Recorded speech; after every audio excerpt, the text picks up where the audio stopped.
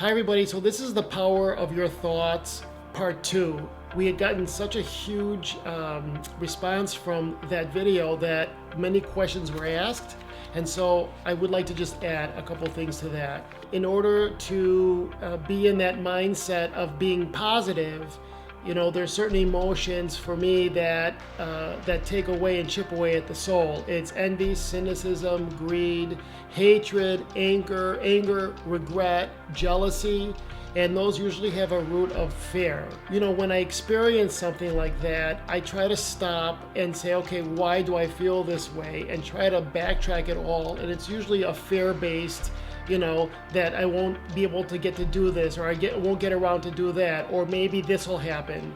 And you know, I'm a human being, we all are, you are as well. And so we're not floating around as an energy, we're in the flesh, and so it's gonna happen. And so I allow myself to feel this way, and then I try to work through it and get myself out of it. And I use the word vigor and haste because I don't wanna stay too long in that space. And the more I find I'm aware of it, the more I address it and I get to move on. So with that in mind, as I move forward, there's other things I had to tackle as well.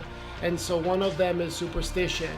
You know, don't get on a plane, I had a dream that it was gonna crash, so you can't go.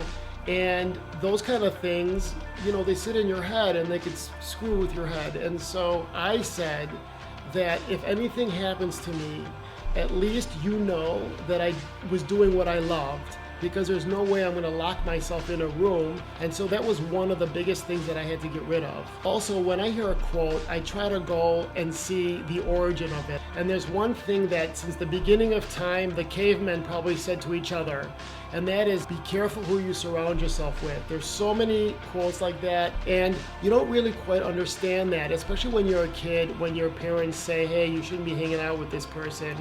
And it's because whoever you hang around with, you absorb their energy, their experience, their issues. And as you get older and you start working with people, your accountant, your lawyer, consultants, all of them, no matter what degree they have from Harvard or Yale or the smallest university, it's the experiences you're bringing into your life. You're bringing your lawyer's experiences, their issues, their thoughts is also coming into your world. And so you should be very picky with who you have in your life.